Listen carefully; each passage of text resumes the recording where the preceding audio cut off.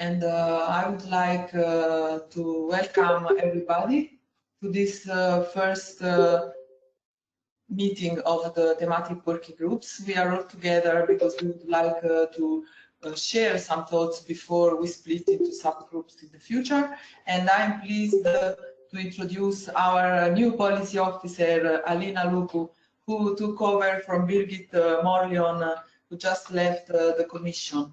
And it is a privilege for us to have you today, Alina. So the floor is yours. Yeah, thank you very much, Magdalena. It's a privilege for me to be present today. I'm very happy to meet you and to hear about the work you're doing. So my role here today is to listen to you, but nice to meet you, and I'm very glad to collaborate with you in the future. Thank you. Thank you so much, Alina. So this the way we approach this meeting today is the conversation. So it's open, and even if we have a slide deck to give some information, you are free to interrupt, ask questions, and the same is also for the other participants. You can put questions in the chat. There will be Gabriele Onorato monitoring and Vincenzo De Luca to monitor the chat and ask questions if you don't want to speak in the first place. So it is a privilege for me to leave the floor to John Farrell, our executive manager. John. Thank you very much, Madalena. Could you maybe move the slide on, please? Okay, and again. Okay, thanks very much. Is it possible to do it as a screen show, Madalena, just to make the slides bigger?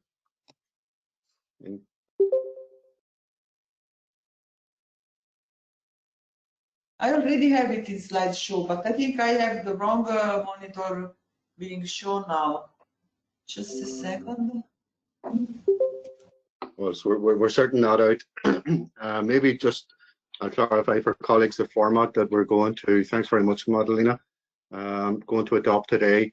We'll have a short presentation on a number of slides, which will sort of give a background to the RSCN for those colleagues here today that are not familiar with the organisation.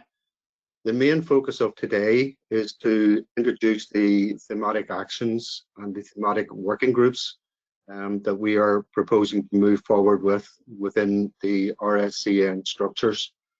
And for those that were involved with the EIP on AHA before and the old action groups, the thematic actions within the RSCN is now the evolution of what work was taken forward within those previous action groups. But as Madalena had mentioned, we want this to be a session that has your participation, your involvement. And in that respect, we will have a Mentimeter session after a number of the slides. And that's to get input from yourselves into the different thematic actions that we're taking forward. But it'll all be explained to you by Vincenzo at that stage. So by way of a background, and again, this is really for colleagues that maybe aren't too sure who the RSCN is, because we're not just about the reference sites, the active and healthy aging reference sites, or active and healthy living, to give them their new name. But also we have these thematic actions that experts from organizations can join and contribute to, and they don't necessarily have to be part of a reference site to do that. But anyway, the RSCN itself has its genesis in the EIP on AHA, and it goes back to 2013 when the initial 39 reference sites at that stage came together in order to collaborate with each other and exchange and share good practice amongst the reference sites. In 2017, we then evolved ourselves as an organisation, and we became a not-for-profit organisation registered in Belgium. And what we are about as an organisation, it's about bringing together and facilitating those multidisciplinary experts from public authorities, from healthcare providers, social care providers, from the education sector, business, research, policy, citizens groups and patients, So in order to try to identify and address what are the mutual health and care challenges that will lead to sustainable improvements in healthcare outcomes for citizens through the life course, through the development and implementation of innovation and digital technology solutions. So we very much, within all of that, promote and facilitate the scaling up of innovation and the digital solutions that will address that life course approach to active and healthy living and active and healthy aging. We have a number of reference sites, accredited reference sites, regions in Europe and one in South Africa. And we support the reference sites in their ambitions to achieve the triple win for Europe, which is about quality and care, it's about the sustainability of our health and care systems, and it's about research and innovation that can lead to economic growth and opportunities. So within the support we're giving to the reference sites, it's very much about promoting the active and healthy aging living actions within that life course approach. It's about accelerating the deployment of major innovation that will lead to improvements in health, well-being and care outcomes. By developing the new business models in order to implement innovative services. And it's about facilitating that economic growth and the opportunities through new skills and new jobs within health, well-being and social care. Next slide, please. So very quickly, and I've touched on it already in terms of our two major aims, is about promoting the life course approach and accelerating the scaling up and the deployment of that major innovation. And we bring together all of those reference sites into our network, and that's in order to help facilitate the sharing of knowledge and expertise. It's about creating those opportunities for collaboration, addressing the common challenges. It's about facilitating the reference site regions to develop and implement the regional health and care transformation programs within their regions. It's also about generating connections with Europe and international forums and promoting the life course approach. Next slide, please. So where we are today in running this session for the thematic actions and the thematic working groups is that following on from the last call we had for active and healthy aging reference site regions, we know that there have been a number of new regions have come forward for accreditation within that. And that in itself has actually introduced new experts, different organizations that have this common shared interest in collaborating and addressing, the policy gaps, the research gaps that might remain in taking forward a program. So what we wanted to do was to actually use this as an opportunity in order to reinvigorate and to kickstart the thematic actions again.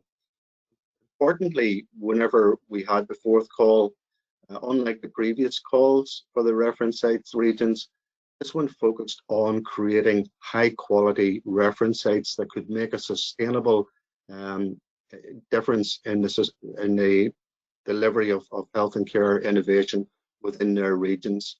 What the regions were having to demonstrate were a number of factors within all of this. The evidence-based change that they had for addressing the life course approach, that they had future plans for transformation of health and care to meet their regional, national and European priorities. We weren't just looking at them to look back on their achievements, we were saying to them, what are your plans going forward into the future as well, and how will you support and help transform your regions? And also they had to be demonstrating how they were scaling up and transferring evidence-based solutions. And within all of that, they have to continue to demonstrate that they're bringing together the different stakeholders in the quadruple helix model so that there is that shared understanding and co-development and co-responsibility for the implementation of innovative services, solutions and approaches. And they're about addressing not just the current, but what are the emerging health and care challenges at regional, national and European levels. And on that point, we'll come back to later in terms of the thinking on the thematic actions moving to the future as well. So we're not going to let's look at what's current, but we also need to consider what are the emerging challenges that face us. And also all of the, and there are 66 of the reference site regions now, we're giving that commitment that they would collaborate and share and work together going forward. So what does all this mean through it? Well, what it means is that through the 66 accredited reference site regions that are now part of the RSCN network, we collectively have a reach out to 250 million citizens across Europe. There are 1,400 public authorities, hospitals, primary community care providers, social care providers, etc., that are participating through the reference sites within our network. We have 500 outreach to 500 patient voluntary community groups. There are 500 universities, colleges, and research centres within the network through the reference site regions. Also, there are 1,800 SMEs and startups within it as well. So the outreach that we can collectively get through the 66 reference sites is large in terms of the impact that it can actually have. Next slide, please. But it's not just about the outreach that we have internally. We're also looking externally in terms of what we do as well in order to maximize the opportunities for the transfer of knowledge and for the collaboration. So we have developed relationships with Nigeria, Ethiopia, Malawi, Uganda, and Kenya. And we're in discussions with them about developing reference site regions in those countries in Africa. We also have outreach to the Caribbean and Barbados. And again, they're considering developing a reference site region within that area as well. And we've got Cape Winelands in South Africa, which is already one of our accredited reference sites. We're also sort of reach into, and we work collaboratively with the World Health Organization, also with the European Commission. I'm very thankful and delighted to also welcome Alina to join us today. And we also have a number of other networks for vascular surgery and for the emeritus professors as well. But importantly, within all of this, there is another organization that has come together, and it is a voluntary coalition of the willing, for want of a better description. But the RSCN, along with other European network organizations looking in on active and healthy living, such as ETEL, such as Eureka, such as the ECH Alliance, and some others as well, and indeed colleagues in Portugal have come together to form this voluntary network where we will actually share with each other what the different networks are doing. We will identify where there are possible gaps in the active and healthy living agenda that none of us as organizations are addressing. And therefore we would work together in order to address those gaps going forward as well. So URAL is an important dimension within it, in that it brings all of those major networks in Europe together, looking at and focusing on the active and healthy living agenda. Next slide, please. Okay, very quickly, last couple of slides from me here is just the different things that we do as reference sites, and I sort of picked up on those possibly in the first or second slide on it. But it's all about making the regions more aware, making our members more aware. When I say members, I also include those members of thematic working groups as well, are now by default would be members of the RSCN and will be able to enjoy the benefits from that. We inform them about different things that's happening on at a policy level across Europe, about funding opportunities coming forward as well.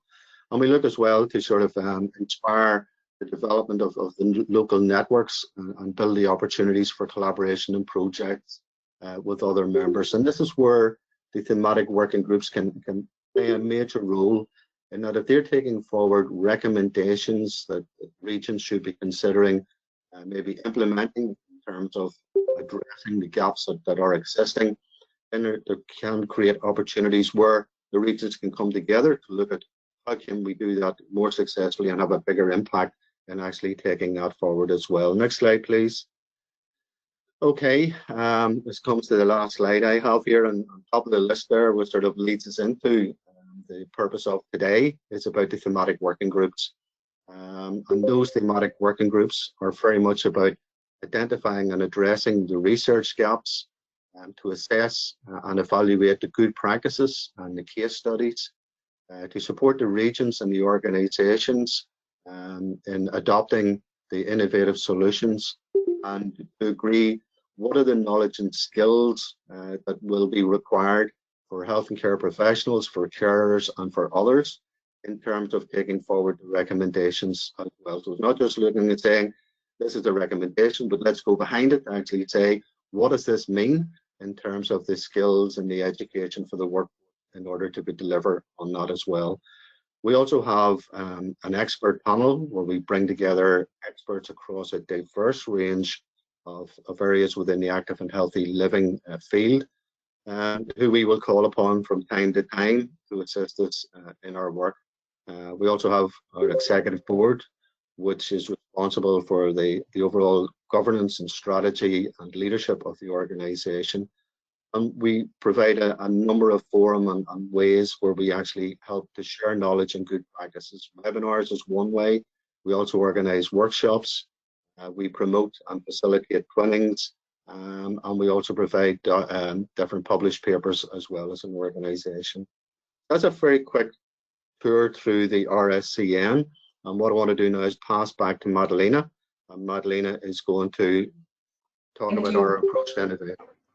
Thank you so much, John. Just a few slides before we land into the conversation supported by the Mentimeter.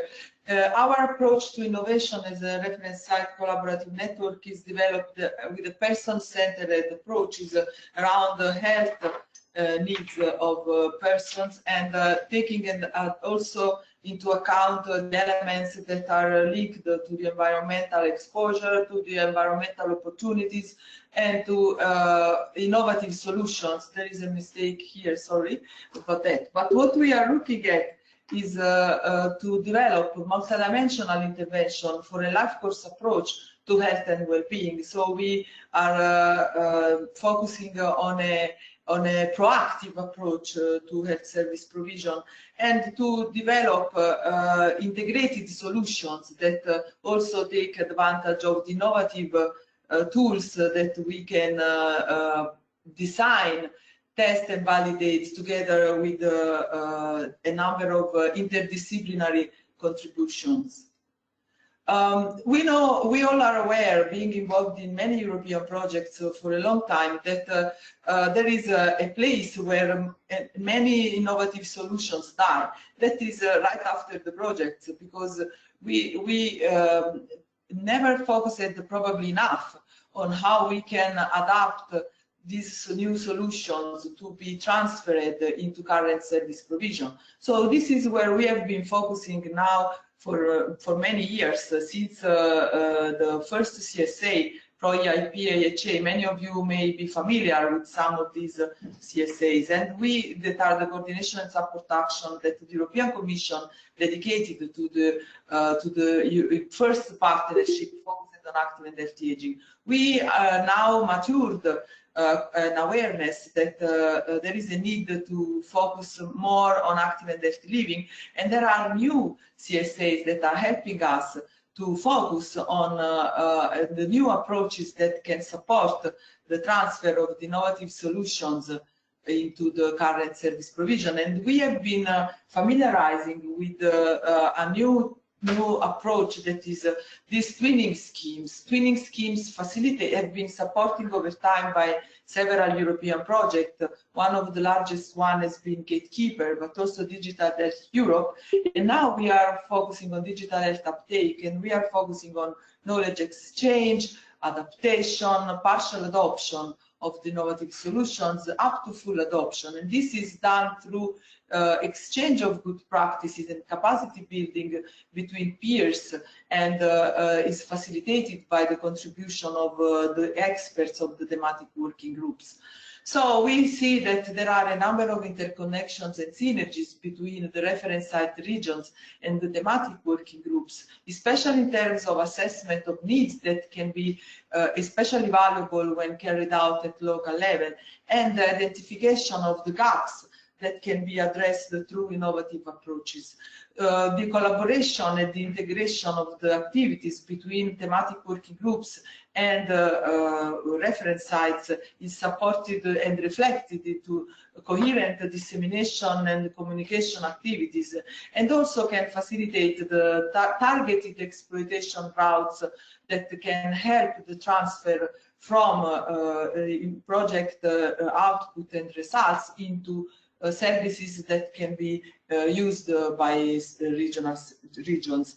And we can feedback from reference site into the thematic working groups by improving the awareness of the thematic working groups about the priorities highlighted at the national and regional levels.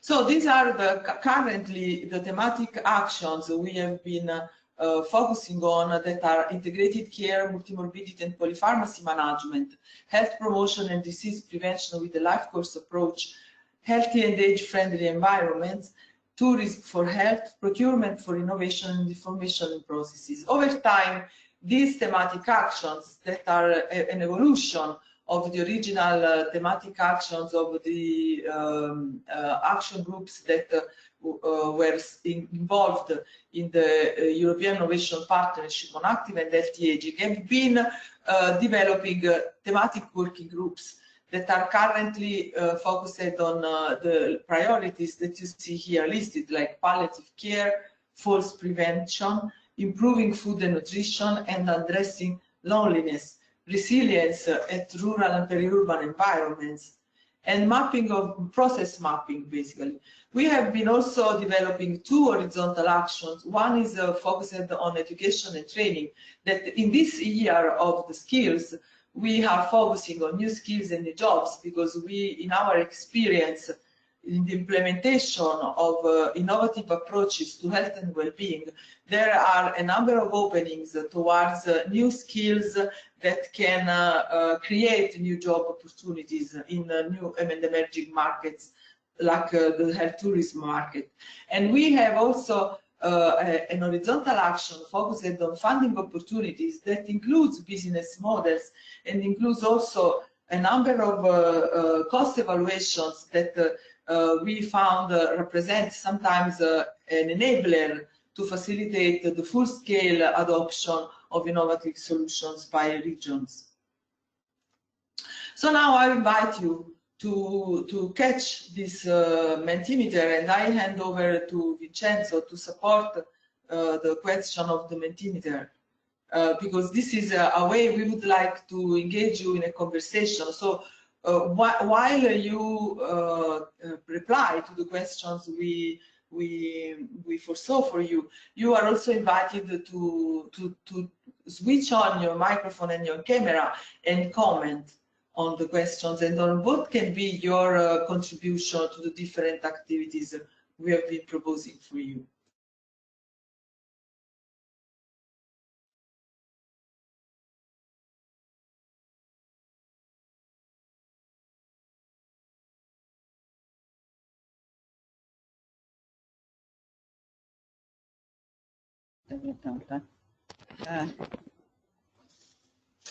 Okay. Can you read my screen? Can you go back to the okay, QR code, please? Maddalena, please share again your presentation with the QR code.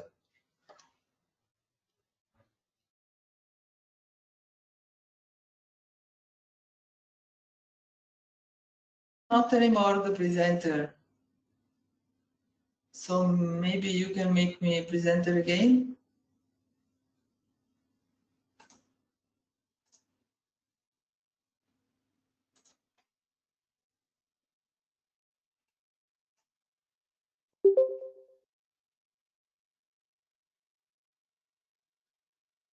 So when you are all ready for on Mentimeter, I will share the results of the survey. So I think we can switch on to your presentation, to your screen, so you can show the questions and results.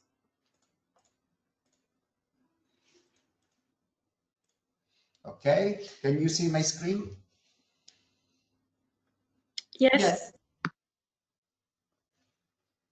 Okay, the first question is is very important for us because we would have an idea of the expertise that are present in our potential thematic working groups, and this also will be also something useful for you to orient in the different thematic working groups, and to choose the ones you would like to work on.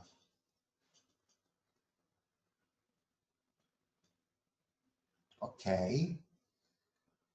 So there are several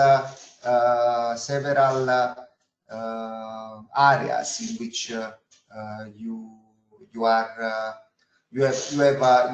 expertise that are coherent with our thematic working group. So the next question is which thematic area are you interested in?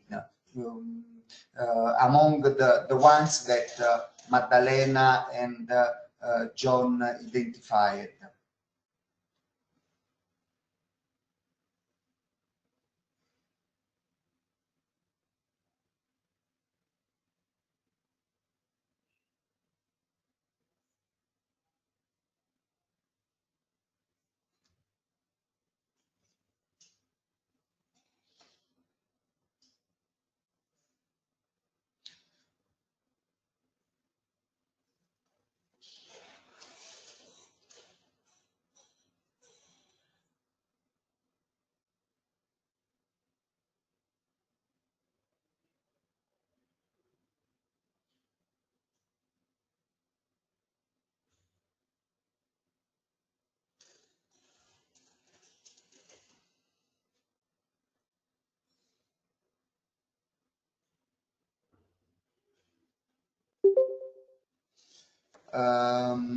So the most part of you are interested in health promotion and disease prevention, and this is very important for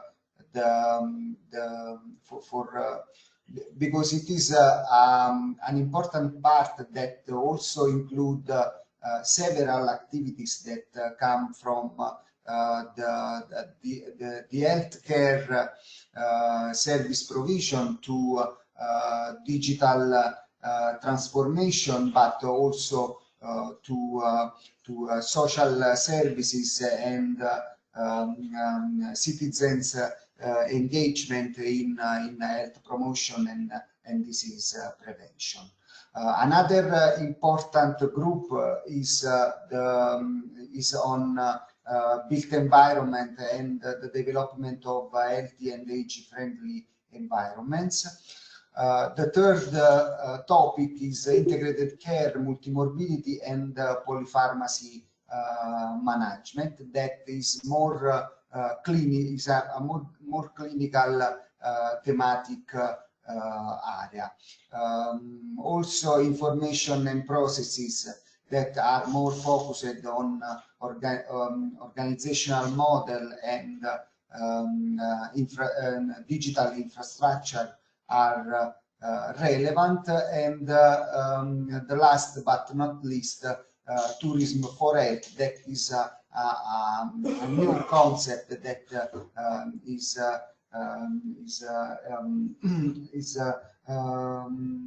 is improving their importance. So are not too much people that are working on this topic, because it is in the middle among healthcare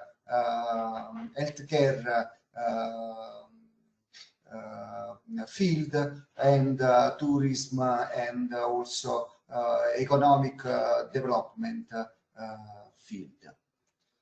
So just stop 1 second and give people the time to to comment. Is there anybody who would like to comment on these thematic areas?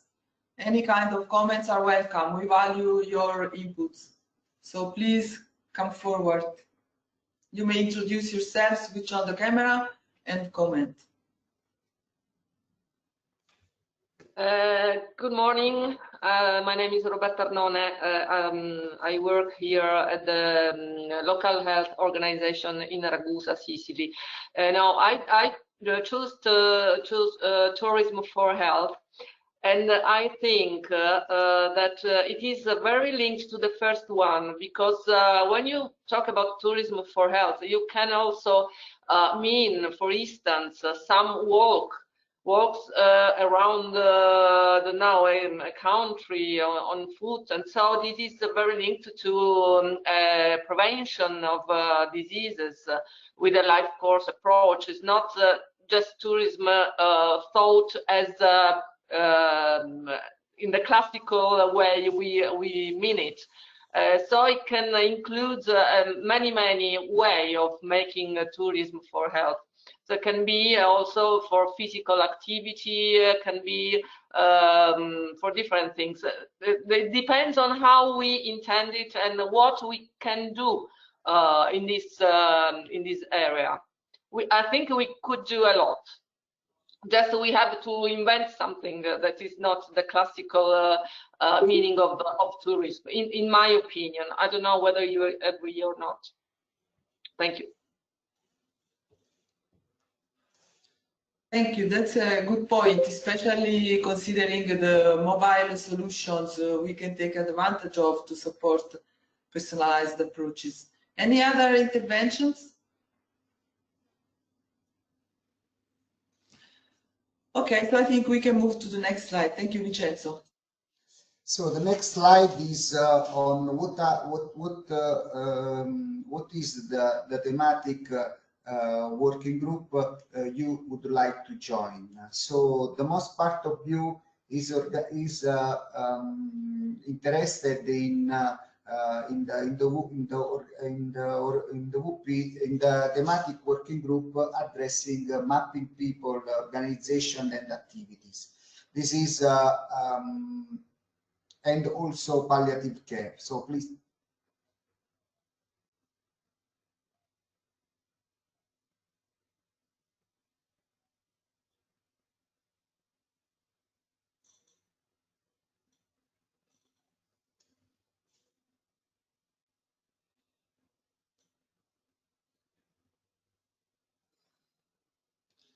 Okay, so the most part of you would like to work on the identification of needs and also the design of innovative services for the implementation of activities aimed to implement active and healthy aging in society. The second topic on which you would like to work is palliative care, and it is the clinical thematic working group addressing polypharmacy and integrated care, polypharmacy, and multimorbidity. Another aspect that is of interest is the loneliness and the social interactions of older adults and community services addressing the social active role of older adults in community. The fourth topic is preventing falls. That is one of the main issue. Is the main issue for maintain older adults with a good health and to avoid the rapid exacerbating of their health. Food and nutrition is an important topic related to the promotion of healthy lifestyle and disease prevention and chronic disease management. And the last but not least, resilient rural and peri-urban environment. This is a new topic. Some of you probably are not accustomed with this new concept, but it is one of the priorities that the European Commission identified as a consequence of demographic change. Will be a different speed development among rural and urban areas, and this affect in particular the quality of life of older people that will live in rural areas. And this thematic working group is conceived as a thematic group that will work on solution, on innovative approach that address these different development speed among rural areas and urban areas. Are there any comment on this, on the thematic working groups? And also please comment why you choose one of these thematic working groups, and what could be the activities and the contribution that you can provide for the topics of the thematic working groups.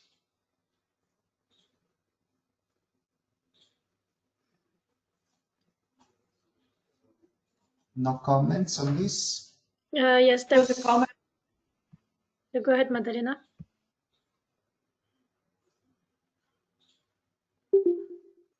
You go, Gabriele. Yes, there was a comment from Anna Maria Cariazzo asking what about the polypharmacy management? And then Maddalena just answered, so polypharmacy management is considered a topic of integrated care, not yet a separated working groups. Perhaps Vincenzo, you have something to comment on this or to add, or Maddalena? Yeah. No, okay, please, Maddalena.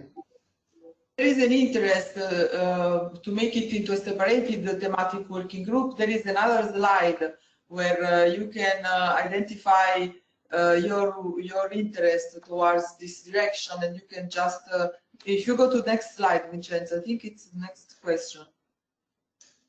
No, okay. I would clarify that as approach we adopted this. We separated the thematic areas to the thematic working groups. And so palliative care, for example, is the thematic working groups from the thematic area of integrated care. But this means that also further thematic working group can be included in the thematic area of integrated care and polypharmacy and multimodality.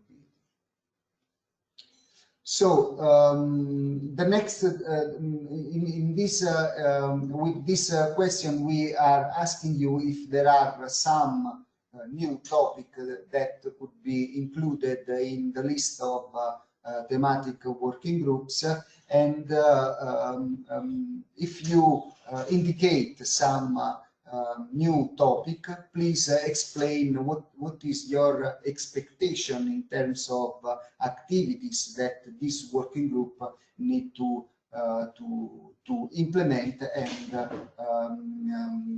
why you choose this topic.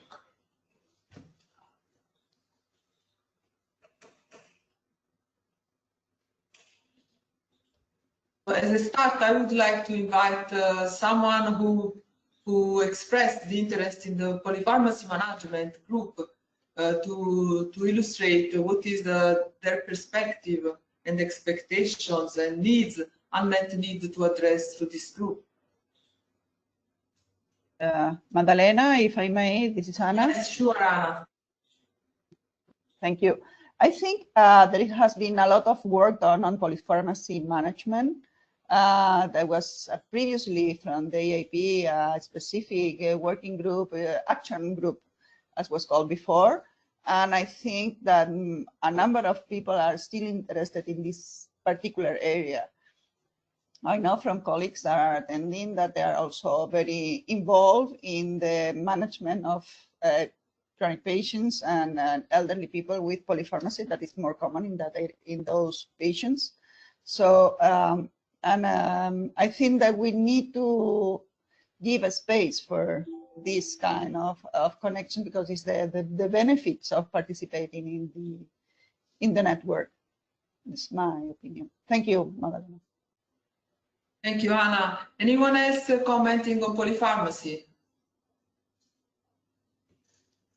So I also expressed interest in polypharmacy management because in our experience it is there is now an issue about the prescribing. So medication review and the prescribing that are part of polypharmacy management pose a challenge to improving health outcomes of complex patients. So this is a very important topic, and there are a number of approaches, innovative approaches we can exploit, starting from data from pharmacies, monitoring data from smart pillbox, and you name it. So we can start with we could start a group on focusing on this, especially as a synergic group with multimorbidity. Is there anyone else willing to explain assistive technologies? I think Regina Roller would like to comment. Regina. Yeah, thank you. I'm still sticking with the polypharmacy.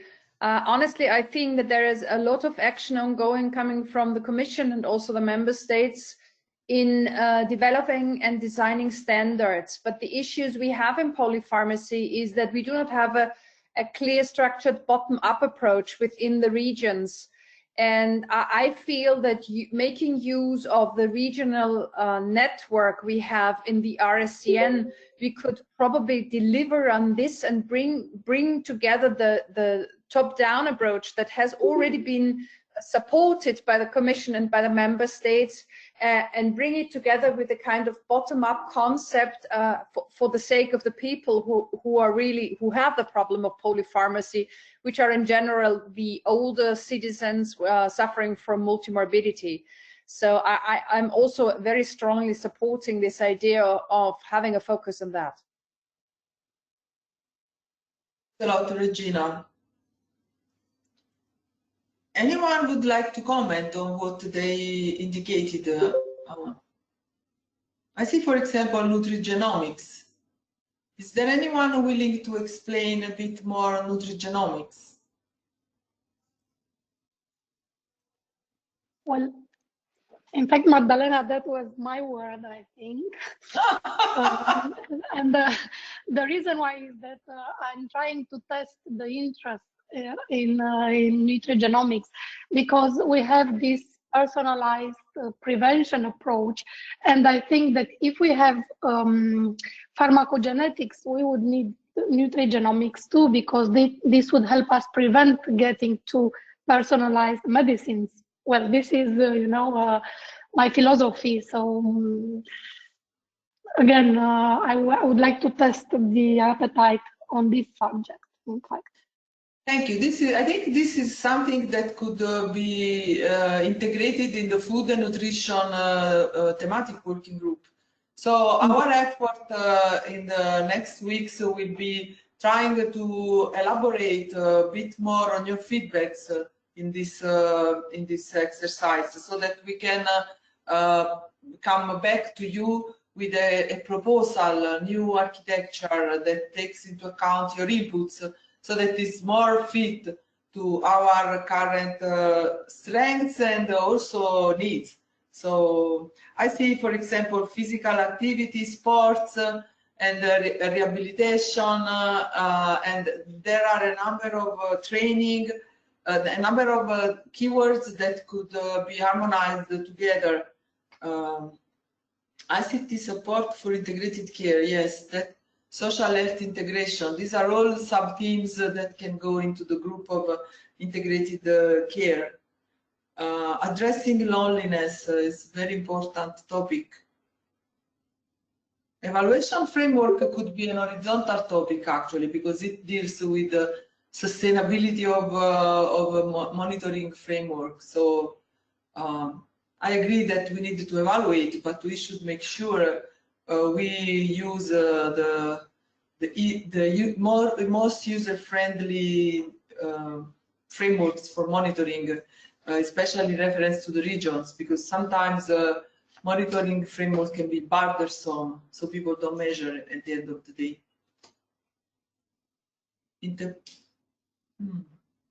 Any other comments?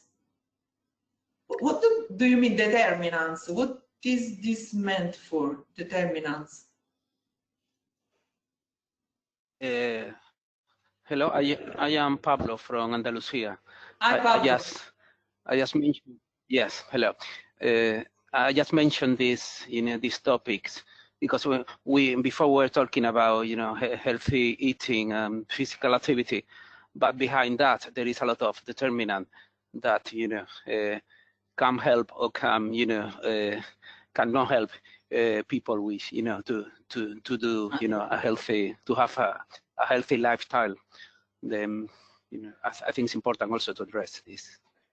Yes, it's very important, yes, and it also brings us to the social, cultural and psychological facets of that drive behaviors. So we for sure can find a way of involving more professionals from this background into the group of disease prevention and health promotion. And this also is reflected into interprofessional collaboration. Community building and neighborhood levels could go together, and this is an approach that is important in several aspects.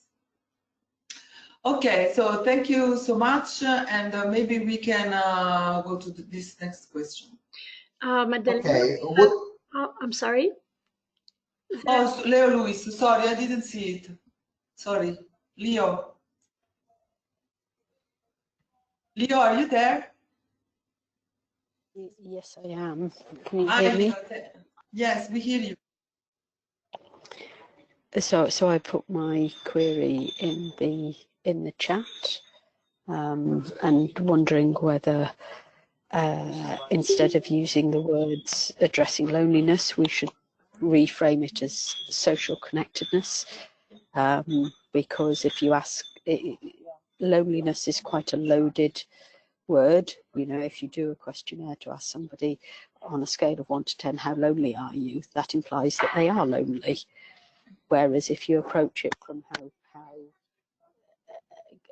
connected they are with friends, family, etc., you can determine a level of loneliness from that, and it puts a different perspective on what we're actually trying to address, because the loneliness is potentially linked to physical activity, some of these other words that we've got in this Wordle. Yeah, that's a good suggestion. So we could, who is the one who wrote addressing loneliness? I would like him or her to react to Leo in reference to this point.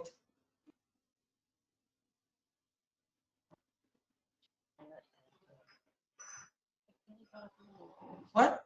Then it means that your comment is probably okay. So I agree with you. That's a way to put it that is more pragmatic and maybe could help us in addressing it from a more effective perspective.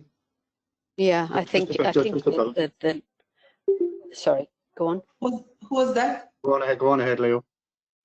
I was just going to say, the loneliness, if you like, becomes a secondary outcome from people's social connectedness level, as does, you know, some of the other things that we might be looking to address, like depression, anxiety, that sort of thing. You know, that again would be a secondary outcome if people are socially connected.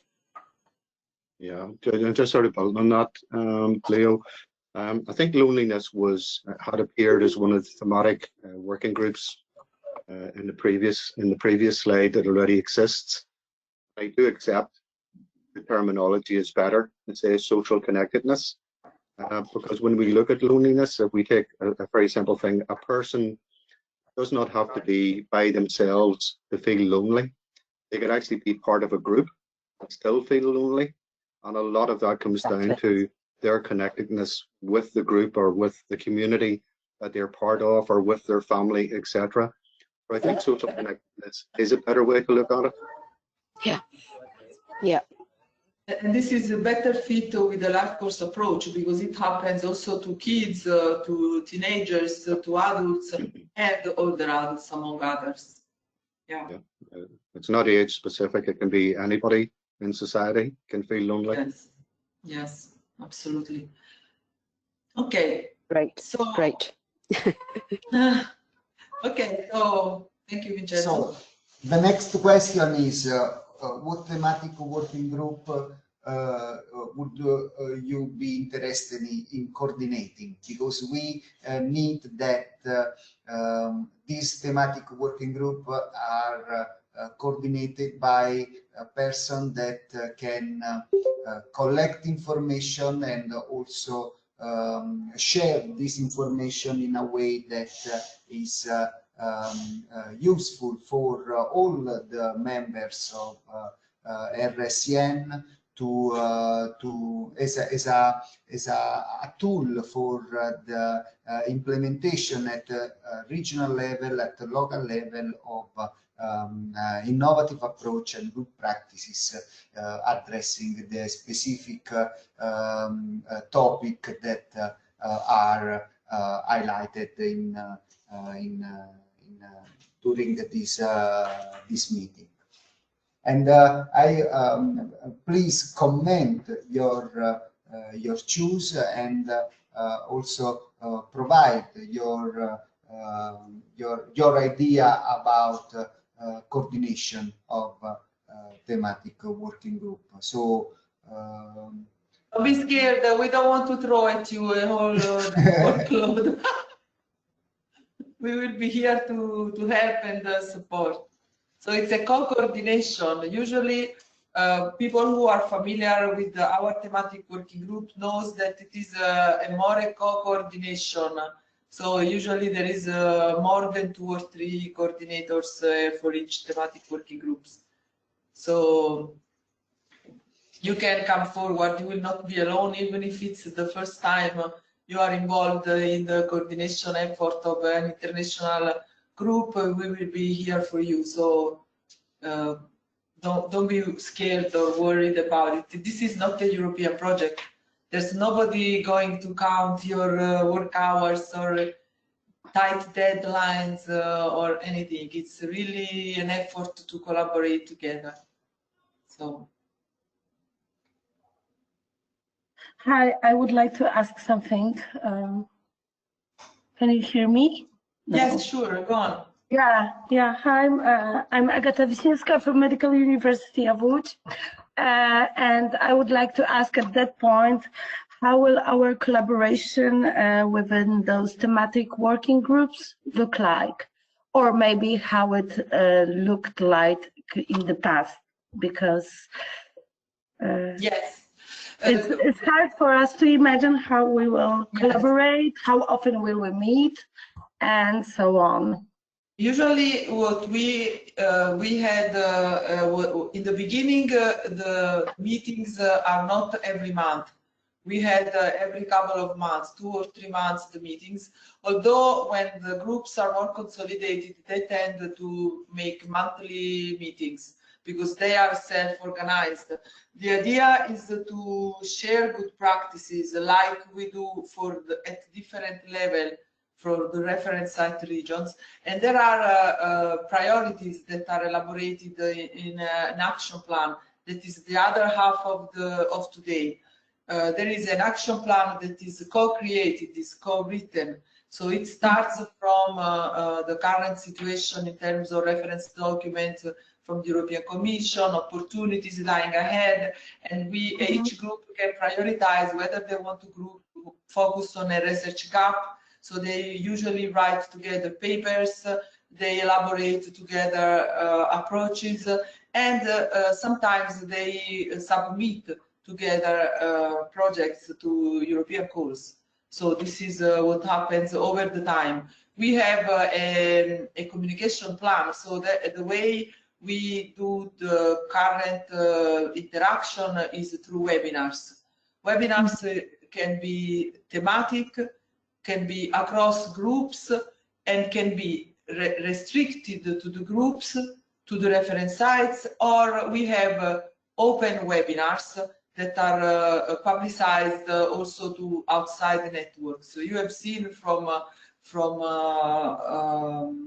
the presentation that the slides that John shared, we have a connection with other networks. So if you have a really good practice that you would like to share inside the group and also outside towards the regions, we can shoot it to other networks and communities. So there is a possibility for you also to share your good practices, besides taking advantage of other people's knowledge and good practices. The dynamic is usually we try to make it sustainable because everybody works on a voluntary basis. So we can support with the secretariat, with notes, with the space to host your shared documents. But then basically the knowledge is yours to share, and you can. It's the group is yours. It's not ours. Not the RSCN. It's of the experts and the people who decide to join. So it's a peer-to-peer interaction. Is a collaborative effort. Okay, thank you. You're welcome. We can share with you some documents from the EIP. For example, what I was thinking to share with you next is the old action plan, because in the last version of our last action plan, there is an overview also of the results, the achievements, so you can have an idea of what we did in the past. But this doesn't mean we need to do it the same way. Yes. We can modify or exploit the experiences and make it better. So, Vincenzo, do you want to go to next?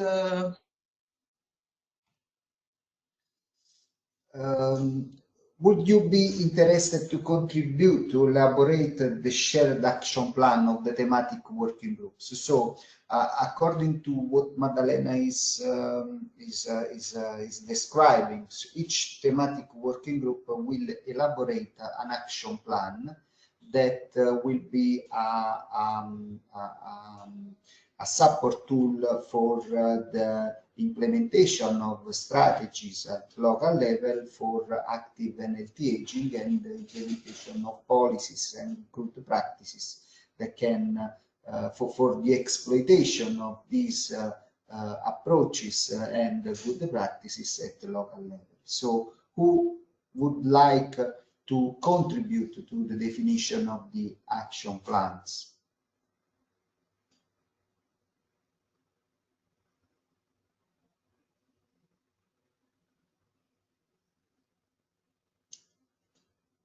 So thank you, this is very important. So we have at least a core group of people. What happens typically is that people start doing things, and then when other people see that it is feasible and it is interesting, they join. So eventually the groups grow. So I expect these groups to grow and to find their own coordinators. Thank you, Regina. Okay. Bye. So I am glad about of having 11 people still interested to join. Should I share my presentation? Am I the presenter now? Yes. Madalena? Yes, Madalena? yes, Anna. Yeah, regarding the overall plan and the previous documents that we already have, instead of circulating, I think we can put them in our webpage, in the RSCN webpage, with a specific, I mean, having a slot on the thematic working groups with the dedication and the previous documents, so people can be aware of what has been done till today. Yes. And to have a broad idea for sharing the document for the action plan. I understand it's a common one for all the different thematic working groups, right, Madalena? Actually, the organization is slightly different because there were several action plans, and the one I was referring to was on the former A3 action group that was focused on disease prevention and health promotion. But there are also the other ones. Leo is connected and she is familiar with the B3 group on integrated care. So we can put all of them on the website and make them available to have a look at. So we have a starting point if we want to begin with. So this is the previous action plan, for example, an overview that ended in 2020. And you see, we had the two threads of work, one focused on the action group, the other one on the reference side. What they had in common at the time was the bottom, the reference documents. And the most important document was the blueprint for the digital transformation of health and care. And for sure, into the blueprint, we have some methodologies that are worthwhile being exploited further. I'm referring to the persona types. That is an approach to design use cases and scenarios. And there is actually a repository of blueprint persona types online still active. So there is something we can still take from the blueprint and keeping it and keep exploiting it. There was an innovation to market document that has some lessons learned about how to implement a successful approach from innovation to market that can be translated as innovation to service. So we can also retrieve lessons learned from these strategies.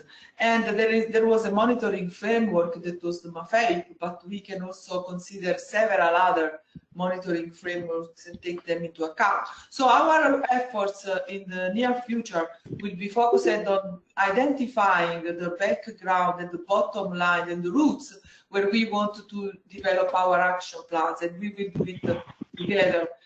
This is the digital health and care strategy in the digital single market in Europe. So the European Commission has been supporting us to share data. Especially, we need to strengthen the reliability and the quality of the data we share. And now we are in the process of facing the difficulties of implementing the GDPR when using, for example, algorithms for risk stratification. Several regions have been making an effort to stratify risk in their population using big data flow, and now we are dealing with the challenges of the GDPR in the use of this algorithm. We have new information. We have a report of the European Commission on the impact of demographic change that has been providing an outlook on some key elements like the challenges of rural areas of the population and of how young people move around and how underrepresented groups can have more opportunities in the labor market, how we can activate more people and stimulate integration of labor market to facilitate the job transfer. And we can have also the reskill and upskill challenges being reflected in the health sector. But you know, when we move from we have a life cycle approach poses further challenges. So we need to take into account lifelong learning, active and healthy aging during the life course, working age challenges, and retirements. when we do our evaluations. And there are broader priorities in EU, like the sustainability of the social protection system, ensuring long-term care and healthcare, active and healthy living, and active and healthy aging, ensuring equity and inclusion, and also taking into account the territorial dimension of aging that is very important. And here we can contribute to provide information and insights into this aspect thanks to the connection with the regions. So this is an overlook, not exhaustive, but this is the policy focus beyond 2020. We have the life course on health and well-being. We have Digital Europe program and Horizon Europe that are focusing on active aging in the workplace, independent living and integrated care. We have the Innovative Health Initiative that is focusing on the silver economy and the support of the European single market, the European Bauhaus, and we have the European Development Funds, the Pact for Skills, and other challenges and opportunities. So everything is laid on this concept. The new approach is proactive, is not reactive. We are not anymore in the hospital or in the healthcare system, but health in all policies is reflected by a number of other settings where we can provide innovative solutions supporting healthy behaviors. So this is more fit with an active and healthy living concept. And this is a new value chain that we are working on. This new value chain that we can elaborate for the new action plan is taking into account not only the primary activities, but also the secondary activities and support activities. And the only way we can address the complex interaction between the different layers is if we manage to integrate the different activities with digital solutions. And this is in terms of the data integration, but also service integration from the organizational viewpoint. And so we can work on this. The first thing I would like to work on is to share this value chain and make it fit to reflect our community. The action plans will have to be drafted in the new framework of active and healthy living. We will have to identify overarching objectives and activities, underpinning activities coherent with these objectives. And we have to take into account that we have to make an effort in the short, medium and long term to valorize our results and achievements. It is very important because we need to show to our stakeholders that we can bring short-term results and impact. And we have to identify supporting tools that can facilitate our collaborations in a sustainable way. So we can use our thematic working groups to connect with regional priorities. So even if you are not directly connected to a reference site, you can be the starter in your region and in your environment to build a new reference site. You can support interdisciplinarity across teams and strengthen the capacity of our community to successfully respond to funding calls. And we can reciprocally valorize the dissemination and communication about what we do and what you do, linking to local dissemination and communication priorities. And you can also identify other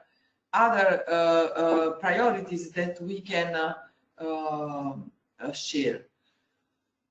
So we have an interactive approach to promote interaction. So you can share with us your priorities. You can highlight towards the RSCN the topics you wish to be addressed, and we can help you build a webinar or workshop also at local level, bringing international experts and speakers and supporting them to join you online or in person.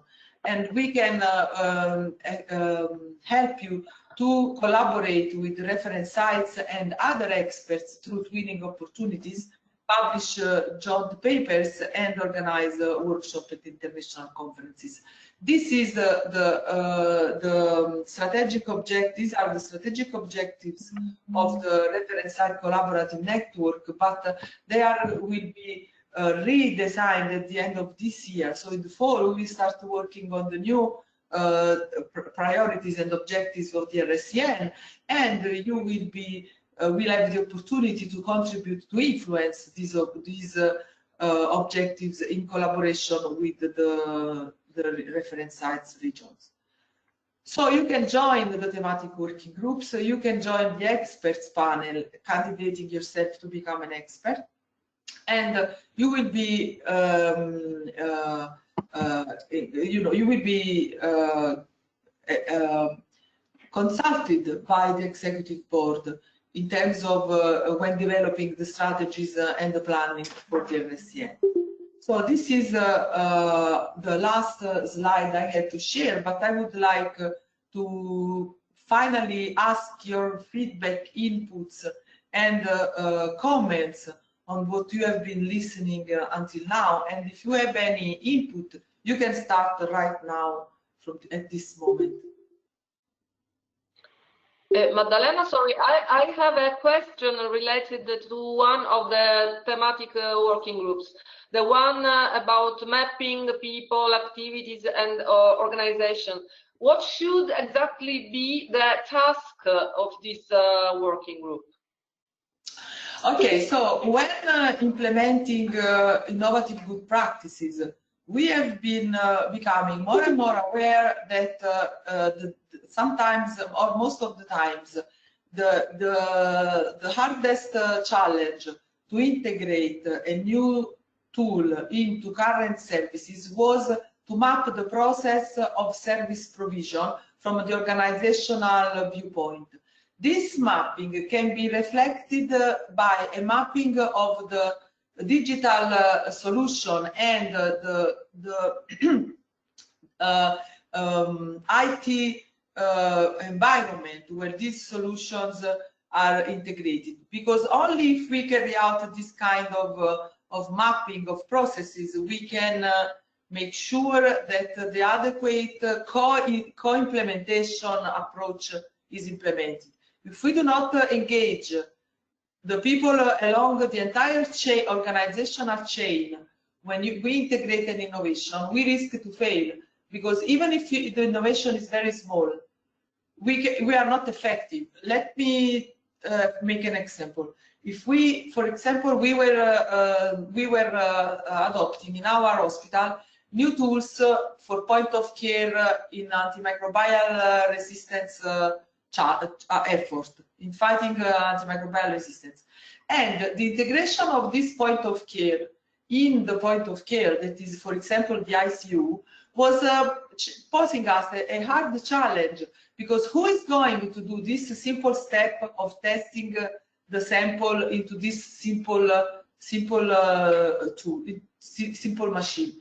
Is it going to be the technician? Is it going to be the nurse? Is it going to be the resident? Who is going to do this? And this simple solution is risks to find resistance from professionals unless we identify with them which is the best way to implement the solution, respectful of the roles of each one of the professionals in their everyday job. So this is why it is important to map organization, activities, and people when you try to implement a new tool into the routine of the services. I don't know if I... Yes, but in this case, you have to know before what is the innovation. Otherwise, what kind of mapping you do if you don't have... Yes, of course.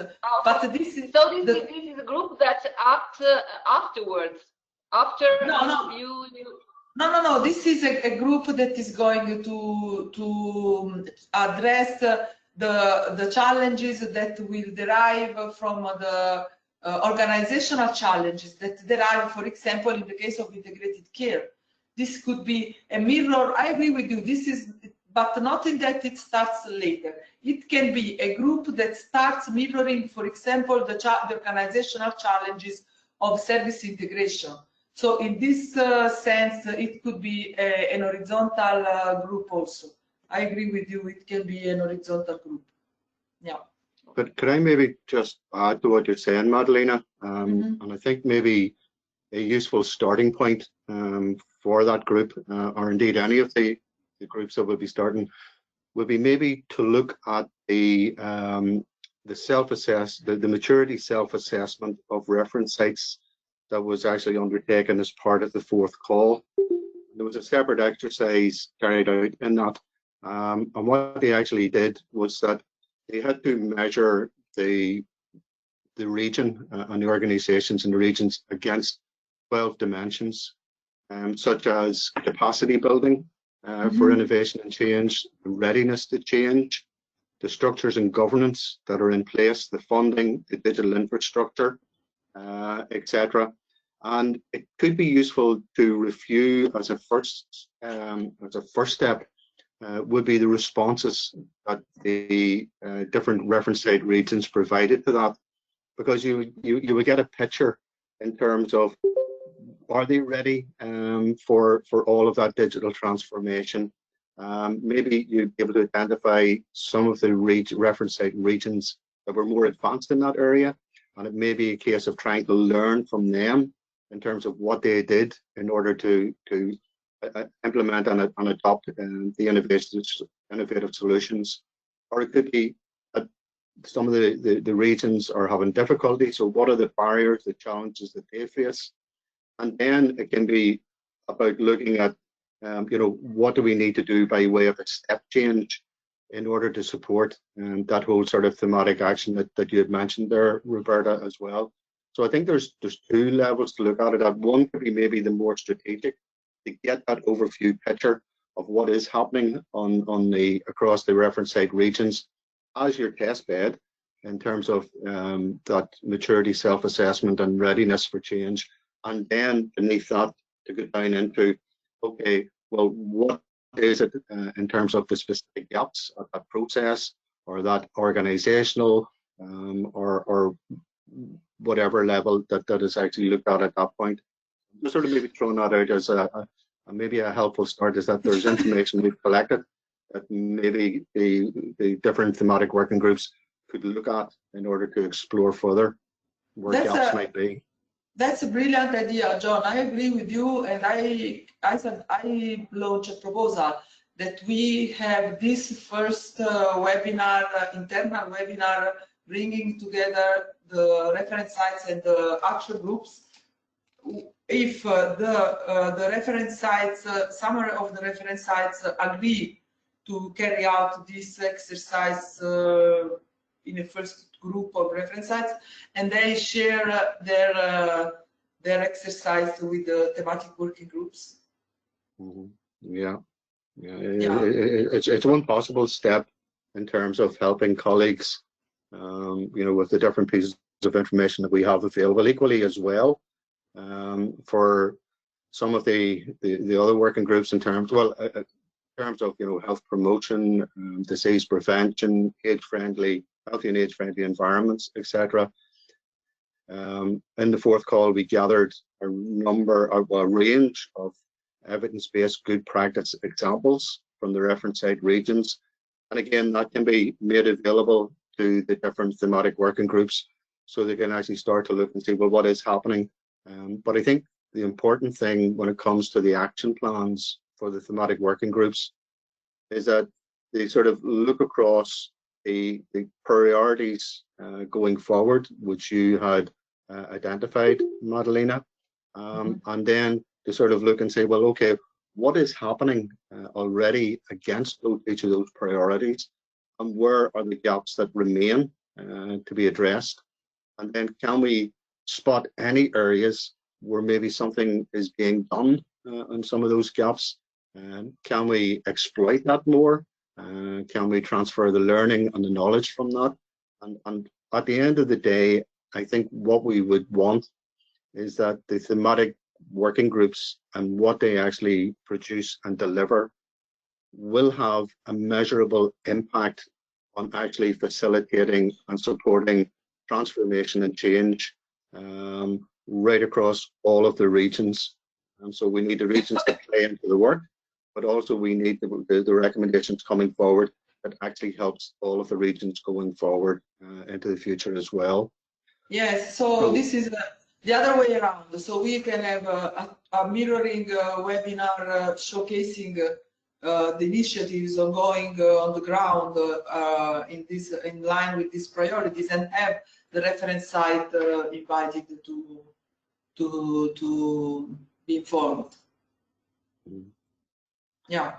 I suppose the big question in everyone's mind is that, oh, this has been very good. It's been very helpful. It was nice to connect with everybody online, but what happens next? Okay, when the meeting ends today, what happens next? And I think, Madeleine, it might be helpful if we maybe sort of clarify what will happen next after today. Firstly, we will gather all the information and the responses through the Mentimeter. We will sort of develop that into a proposal that is going forward, so we'll be able to identify out where are the high priority in terms of the feedback and thematic working groups that we're moving forward with, pick up on those thematic areas that people have identified we should be addressing in the future, and then we can come with a list of that. Then we will sort of liaise with everyone and with other colleagues that weren't able to attend today to identify and allocate people specifically to the different thematic actions, thematic working groups. And then what we would want after that is that to sort of liaise with the coordinators that have identified themselves and start to work towards that first step of what would be that action plan for the palliative care or for whichever of the other working groups that will be going forward. What is the action plan to be delivered over the next 12, 18 months, 24 months, or whatever? And then from that, then we can actually be able to measure and work with the thematic working groups on the types of support they need, the types of information sources that they may also require, and also to help promote the work that is going on within each of those thematic working groups. So today starts a process, and there's some work for us to do, but I think we will be in contact with everybody here today and others that couldn't join us in order to move people towards the next stage, which will be the formation of the thematic working groups and the development of the action plans and identifying the research material or material that is available that they may find useful for themselves. Madalena, you can add if there's anything else that you want to say. No, I just want you to turn on your cameras so we can take a picture all together. That would be nice if you want, if you agree. So please stop share. Let's stop sharing the option. Okay, let's stop sharing the screen and we can see each other all together. So Vincenzo, can you take on the screen and or Gabrielle and take a picture? And I would invite Alina to close the meeting. Alina, what are your final considerations? Well, this was a very, very interesting meeting for me. I have personally learned a lot of things. And seeing the interest the people here present have in all the subjects we are working on encourages me to think that in the future we will be able to achieve much more than we are doing today.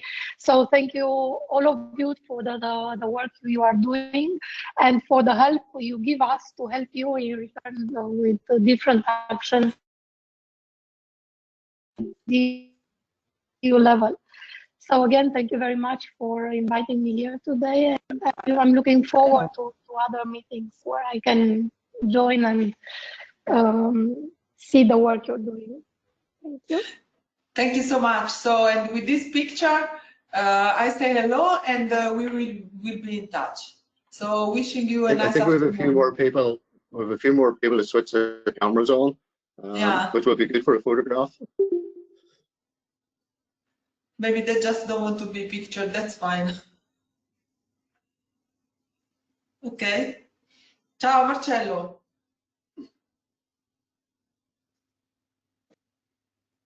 Marcello Melgara.